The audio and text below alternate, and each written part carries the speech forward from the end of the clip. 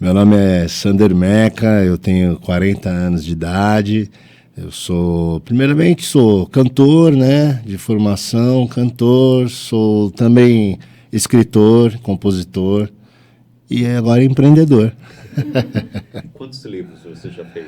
Eu já escrevi 2 livros, o primeiro é Inferno Amarelo, escrevi em 2003, quando eu estava na prisão, passei 2 anos lá, e é uma espécie de memórias do cárcere, né, com a minha história de vida, né, em paralelo ao diário, né. E o meu segundo livro é o Correntes Invisíveis, eu escrevi a partir de 2019, lancei em 2021. Né?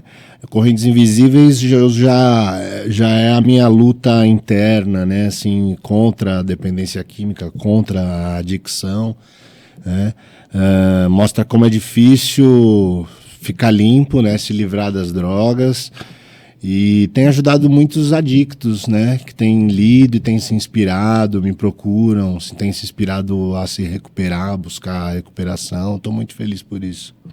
O primeiro livro, ele conta teu diário dentro da prisão. Uhum. Isso, exatamente. Ele começa, assim, eu comecei a escrever desde o primeiro dia, né, em que eu fui preso. Eu ainda estava lá na delegacia, né, eu já comecei a escrever nos guardanapos, assim.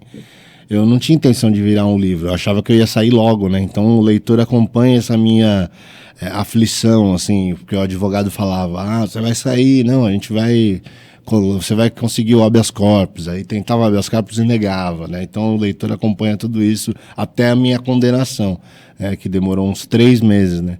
Aí eu já estava na prisão, no CDP, né? No centro de detenção, numa penitenciária, pode dizer, E aí... perdi aqui. Quando você estava na... Aí eu passei, depois da condenação, que eu falei, putz, agora ferrou, eu vou ter que ficar 4 anos aqui. Né? Aí, a partir desse momento, eu falei, se eu ficar contando os dias, porque aí foi crescendo, o papel que era um guardanapo foi crescendo, foi virando um calhamaço, né? Aí eu falei, agora vai ser um livro, né, então. Aí eu comecei a intercalar com as minhas histórias de vida, desde a infância, né? E tua vida na cadeia, como foi tranquila? Cara, surpreendentemente, sim, assim, eu tinha muito medo, né, assim, quando eu estava na delegacia, eu não queria ir para penitenciária, eu tinha medo, né, de chegar numa cadeia, né, com 2.000 detentos, né, cara, eu tinha medo, muito medo e...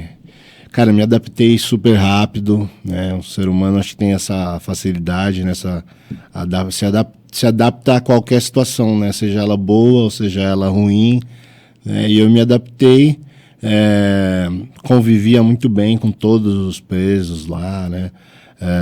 Tinha presos até famosos, né? Presos famosos na minha cela, inclusive, eu morava com os irmãos Cravinhos, né? Durante 1 ano a gente morou. Teu livro, que você fala que quando os irmãos Cravinhos vieram para tua sala, te mandaram ficar de capacete. Isso, cara, os presos, eu conto isso no livro. Os presos mais antigos falaram, eles me chamavam de Twist, né? Ô, Twist, seguinte, agora você tem que descolar um capacete, hein, mano? Eu falei, como assim? Por quê, mano? Porque você vai morar com os cravinhos, eles matam dormindo, matam a paulada. Cê é louco, cara. Mas é isso, eu me dava super bem com todo mundo. E eu era o menestrel, né, cara? Eu tinha violão, então tocava. Você usava o violão, as poesias e cantar até com moeda de troca? Você fazia dinheiro lá dentro? Não, isso não. Mas... não, assim, eu não cobrava, mas eu tocava, assim, tipo, não era uma troca, eu ganhava favores, sim, ganhava gente que me ajudava na limpeza, essas coisas, assim, entendeu? Tinha até quando eu cheguei, aí tinha também o Gil Greco Rugai, que também era um caso famoso, acho que matou, isso mesmo, crime da Rua Cuba. Né? Ele morava na cela também. Aí chegaram os cravinhos, os caras botaram uma placa lá, Casa dos Artistas. Agora o pessoal, mesmo preso, consegue ter bom humor, cara. Impressionante. Eu vivi lá, né, cara? Aprendi muita coisa. Foi uma experiência muito doida. E quando eu saí de lá, eu achei que eu não fosse passar por nada pior, né? Do que ficar 2 anos trancado. Mas, cara, passei, né? Com a minha adicção que foi crescendo, foi progredindo, né, cara? É uma doença. Hoje eu sei que é uma doença que não tem cura, é fatal, né? Mas tem tratamento. Hoje eu estou em recuperação, estou limpo há 1 ano e meio e foi muito difícil conseguir, assim, os primeiros 3 meses, 6 meses foi muito difícil, ainda tinha abstinência, né? Hoje faz acho que pelo menos, sei lá, mais de 6 meses que eu nem penso em droga, assim, sabe? Tenho minha filha, tô com tudo andando, assim, eu já sinto que eu tenho certeza, né, que eu não posso pegar a primeira dose, né? Senão eu estrago tudo, rapidamente eu me destruo inteiro, assim, eu, minha família, todo mundo que estiver perto vai tudo pro buraco, cara. Então, A mentalidade é só por hoje mesmo. a mentalidade é só por hoje e funciona, cara, porque eu me internei 4 ou 5 vezes, 4 vezes eu me internei, e na terceira, quando eu ficava internado, né, ficava limpo lá dentro, porque eu não tinha droga, mas saía e voltava a usar, cara, porque eu ainda não tinha os 12 passos. Eu não sabia tratar a minha doença fora da clínica, né? Esse é o difícil. Difícil é ficar limpo na rua, ficar limpo na clínica é fácil, né? E aí, na última internação, eu conheci a Irmandade, né? Os 12 Passos, que é uma irmandade mundial, né? Mais precisamente, Narcóticos Anônimos, é a entidade a Irmandade que eu sou membro e companheiro, né? E frequento reuniões todos os dias, né, cara? Todos os dias. Por que todos os dias? Porque eu usava droga todo dia, né? Então, eu não perco 2 horas sentadas lá numa reunião. Eu ganho 2 horas, entendeu?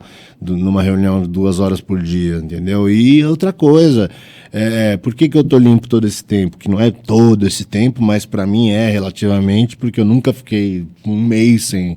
Só quando estava internado eu ficava limpo, entendeu? Ficar limpo aqui na rua, para mim é um bom tempo, é um tempo significativo. Quando eu passei eu mudei tudo, né? E eu mudei inclusive as amizades, né? Os hábitos, os lugares que eu frequentava. É tipo assim, troca um hábito ruim por um hábito bom, né? Eu troquei a vida noturna pela minha gastronomia, culinária, enfim, e frequentar restaurantes com a minha família. Eu troquei os amigos que usavam pelos amigos que frequentam a sala também junto comigo, entendeu? Que estão nesse mesmo propósito. Porque não dá para andar assim, tipo, eu também não me coloco em risco, assim, eu não vou num lugar que eu sei que vai ter droga, que tem muita bebida, entendeu? Eu nem me sinto bem mais. Porque, assim, cara, eu sei que é diferente, o pessoal toma, usa, tem muita gente que consegue usar alguma coisa, assim, esporadicamente, eventualmente, mas eu não sou esse cara. E, assim, sempre quando... Não, eu sou completamente intenso. E, assim, quando eu usava, os caras todos iam embora 4 da manhã, 5 da manhã, eu continuava. Chegava sol, e eu continuava, e anoitecia, e eu não tinha parado ainda, ia parar no 3º dia, cara. Entendeu? Então, era desesperador, porque eu falei, os caras dormiram, foram trabalhar, e eu não conseguia. Então, eu não posso esticar a mão e pegar a primeira dose.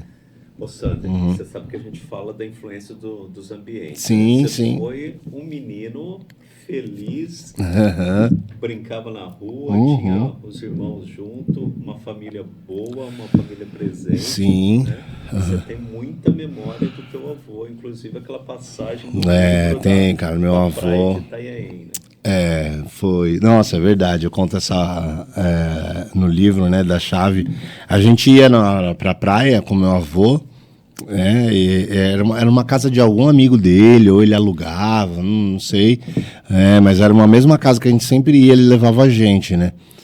E aí eu sempre falava pra ele, na hora que via caindo a tarde, né, fim de tarde, Falei, não, agora vamos embora, né? Eu chorava, não queria ir embora, não queria ir embora.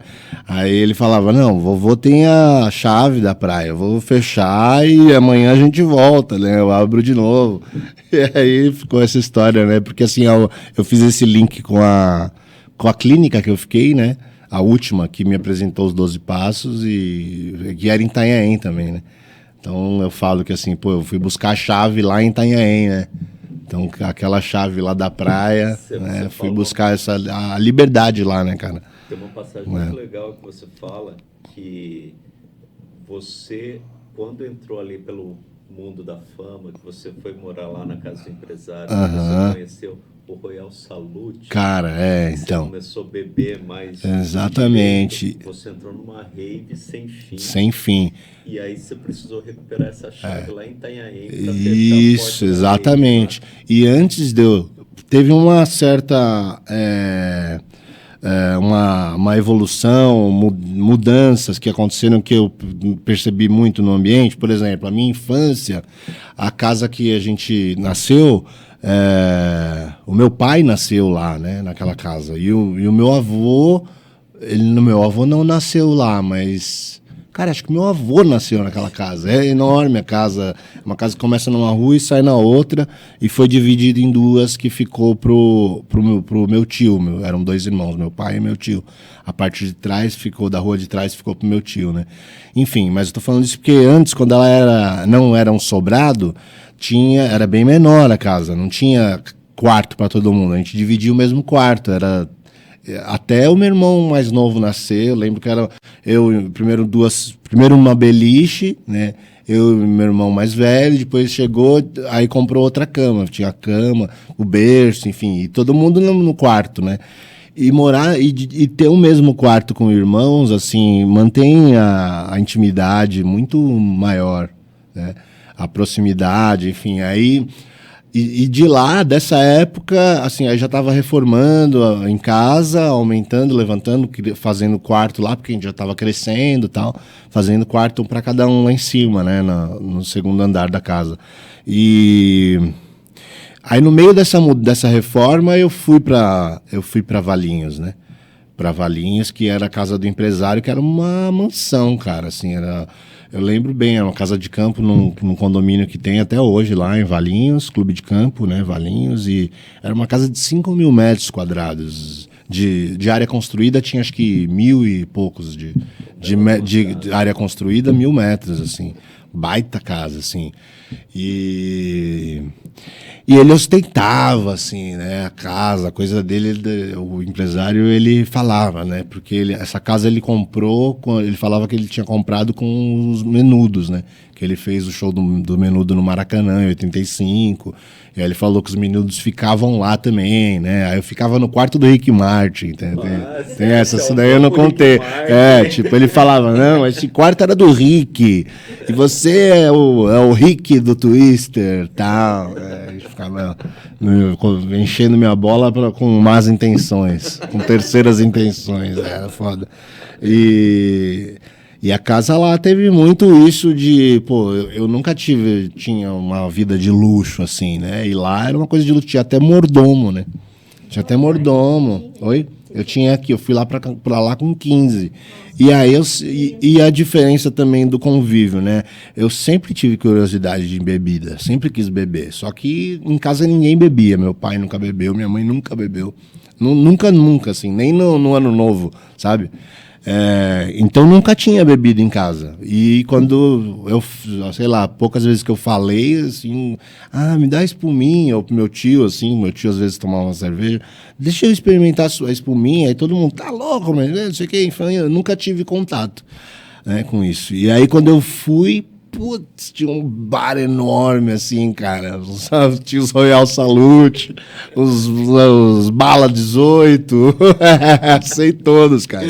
Old Par 12, né? Tinha tudo, cara, tinha tudo. E aí eu já comecei tomando uísque, velho. Tinha uns conhaques também, dos bons, assim. E ele ensinava a beber também, com o copo, pro uísque, taça pro conhaque, né? Taça pro vinho, é essa. Então eu fui aprendendo a beber com 15 anos, né, cara? Você ficou um cara refinado. Fiquei um cara refinado, né? Fiquei um cara refinado. Só que o que acontece? A adicção, isso aí, é isso que é muito louco. Eu ainda vou eu já comecei a escrever o terceiro livro, né? E tem alguns detalhes, tipo esse que eu vou contar, assim, porque a adicção acaba com esse refinamento, cara. Porque, assim, eu comecei bebendo uísque, 21 anos, 18 anos, 15 anos, terminei bebendo perfume, álcool gel, cara, na pandemia. Entendeu? Na pandemia eu consegui a droga em casa e aí, putz, eu queria beber e não tinha bebida em casa. Eu não deixava bebida em casa porque eu sabia que eu ia estrambelhar. Mas aí no final não tinha bebida em casa, eu começava a me drogar, precisava de álcool, tomava álcool gel, cara.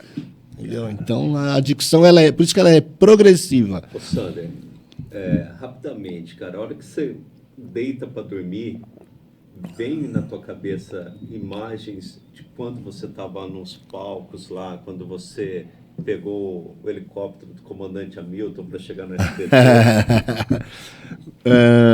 Cara, às vezes, não com frequência, assim. Eu tenho Isso mais... mexe com você? Olha, numa época, assim, mais distante, sei lá, acho que eu devia ter uns 20 e poucos anos, ainda mexia, sabe? Hoje não mexe mais, porque as coisas estão voltando a acontecer para mim, sabe? Então, de uma maneira que eu tenho mais consciência de tudo que vier a acontecer, entendeu? Se eu vier a ter sucesso de novo, essas coisas, eu vou saber lidar com isso, entendeu? Então, o que eu penso, cara, muitas vezes é quando eu tô na minha casa e, putz, tranquilo, assim, eu penso onde eu passei, quando eu dormia na cadeia, com a cabeça na garrafa Dolly, Quando entendeu? Você fecha o olho à noite pra dormir, você lembra da cadeia? Eu lembro, lógico que eu lembro. Eu falo, puta merda, eu tô aqui, mano, que da hora, né? Cama macia, tal, olha, só os vizinhos lá brigando, né? A minha família dormindo, né? A minha esposa tá ali do lado, tá com a Sofia, eu tô aqui. Nossa, tem uma TV para cada para cada quarto, né, cara? Tipo, tem comida na geladeira. Tem geladeira. Na gravação que a gente fez, você falou uma coisa assim que para mim assim mexeu demais, porque a gente trabalha com ambiente. Sim. Você falou que um dia estava com a Adriana e acabou a energia da tua casa. Aí vocês pediram uma pizza, não tinham onde comer. Eu contei. Aí você foi comer ela falou de comer na cama. Ela adora comer na cama. Eu tô quebrando esse meu trauma, assim, porque ela adora comer na cama. Caramba, viu? Aí eu falei, não, a gente vai reformar o quarto e vai ter uma mesinha, assim, ó. Porque... Como você jantava na cadeia? Cara, porque não tem mesa, né? Eu falei geladeira é uma coisa que também... Puta, 2 anos... Imagina 2 anos sem geladeira e sem fogão, cara. É muito louco. Quando a gente conseguiu uma Coca-Cola, eu tomava quente. Mesmo no sol, a Coca quente, parecia café, velho. E a gente adorava, porque, nossa, Coca-Cola, né? Só a ausência da geladeira. E a gente comia lá também, não tinha mesa, não tinha refeitório onde eu tava, então a gente pegava e comia na cela ou sentava na cama da cela ou sentava no chão do pátio e comia no chão, né? E, cara, 2 anos isso, nossa, eu não aguentava mais, sabe? Assim, porra, caramba, e talher também não, né? Colher de plástico, essas coisas, assim, tipo, então eu nem gosto de uma pizza na mão, também não gosto de comer pizza na mão, porque, comia na cadeia, meu, com a mão, quando às vezes conseguia a pizza, né? Às vezes pagava uma grana para um funcionário lá e conseguia uma pizza, mas era na mão, né? Todo mundo dividindo aquela calabresa oleosa, né? Aquelas pizzas bem baratas. Então, e aí quando... Eu não gosto de comer na cama, não gosto porque, sei lá, me remete, não sei se me remete. Eu peguei ranço de comer na cama, né, cara, assim. Pra gente encerrar essa parte aqui, como que foi ir lá em Itanhaém, fechar a chave da praia e fechar a chave da rave? Legal, porque a rave começou ali com uns 15 anos, né? E acabou só agora, né, cara? Foi acabar com quase 40 anos, né? E foi muito louco isso de ser em Itanhaém, porque podia ser qualquer outro lugar, né, cara? Assim, tem clínica em cada esquina, meu. Podia ser qualquer outro lugar e foi em Itanhaém, né? E lá dentro eu lembrava muito do meu avô, porque era perto, lá, a Praia do Sonho, eu lembro. Não sei se é Sonho ou Sono, acho que é Praia do Sonho, né? Praia do Sonho que tem que a gente ia. E foi, cara, foi retomar. Lá eu passei a ter esperança de que eu podia, entendeu? De que eu podia ser feliz sem droga, entendeu? De que eu podia ter uma família, eu podia me amar, eu podia me respeitar e amar. Porque eu nunca amei ninguém, cara, entendeu? Estava interessado. Só queria usar droga, cara, só queria usar, meu. Vivia pra usar, usava pra viver e era louco pra ter uma overdose e morrer. Nunca tentei me matar, mas eu usava com força, assim, pra, meu Deus, tira a minha vida, pelo amor de Deus, porque eu não vou conseguir sair dessa, entendeu? Ô, Sander, e agora a gente está em outra empreitada. A gente vai lançar a arquitetura de cada um e a gente vai contar um pouco dessa tua história, da tua, legal. da tua relação com os diversos ambientes que você passou. Vou adorar. Aí eu lembro de mais detalhes. Você poderia passar, assim, que esse livro pode trazer de contribuição para as pessoas? Dos meus livros? Do livro que você vai participar com a gente. Ah, sim. Puxa, pergunta auspiciosa assim para eu pensar, deixa eu ver. O que você acha que é a tua história... Que a minha história pode... Eu já te mandei. O que aquela tua história pode transformar a vida das pessoas. Certo. Assim, não importa se você tem uma casa simples, uma casa humilde, entendeu? Sempre pode piorar. A situação sempre pode piorar, mas sempre pode melhorar, né? Eu acho que independente, então acho que assim, curta e respeite o lugar que você mora, né? Cuide do lugar que você mora. Se não tem dinheiro para reformar e pintar, deixa limpinho, entendeu? Porque uma hora eu sentia falta, entendeu? Lá do quarto que eu morava com os meus irmãos, que dividia, não sentia falta da suíte da Casa de Valinhos, entendeu? Quando eu estava preso, eu lembrava lá do primeiro quarto que eu dividia com os dois irmãos, né? Você lembrava do afeto. Então, do afeto. Então, o afeto está em qualquer... Também lá em Valinhos, que eu tinha o luxo, apesar de eu ter estalado os olhos, né? Uau, agora eu sou o rei! Mas não tinha nenhum afeto, pelo contrário, né? O cara que era o dono lá da casa, o dono do Twister, era maligno, cara, e né, incentivava a destruição. Então não tinha afeto nenhum, né? E hoje o que é o seu lar? Com a Adriana e com a Sofia? O melhor lugar do mundo. É o melhor lugar do mundo. O meu lar hoje em dia é o melhor lugar do mundo, com certeza. E assim, eu tenho muito orgulho dessa minha empreitada em recuperação, de não ter dormido nem um dia longe da Sofia, entendeu? Assim, eu vou precisar agora dormir, porque a gente vai entrar em turnê e tal, mas assim, a gente tá conversando, tá se preparando, entendeu? E querendo ou não, eu tô buscando uma coisa para melhorar o nosso lar, né? Então, eu digo assim, eu não dormi longe porque eu não fiquei na balada, não fiquei bebendo, né? Eu estava lá, porque eu vejo muitas histórias, né, onde eu frequento nas reuniões, vejo muitas histórias de adictos que na paternidade levavam o filho e deixavam o filho trancado, o bebê no carro para comprar droga, entendeu, cara? Pô, não precisei passar por isso, entendeu? Então... Sempre tem um fundo do poço? Sempre pode piorar. O poço não tem fundo? Não tem fundo, cara. Eu passei por muitos. Eu achava que não podia piorar e sempre piorava. Fui parar até em psiquiatria, eu não conto isso no livro. Mas no terceiro vai ter. Spoiler.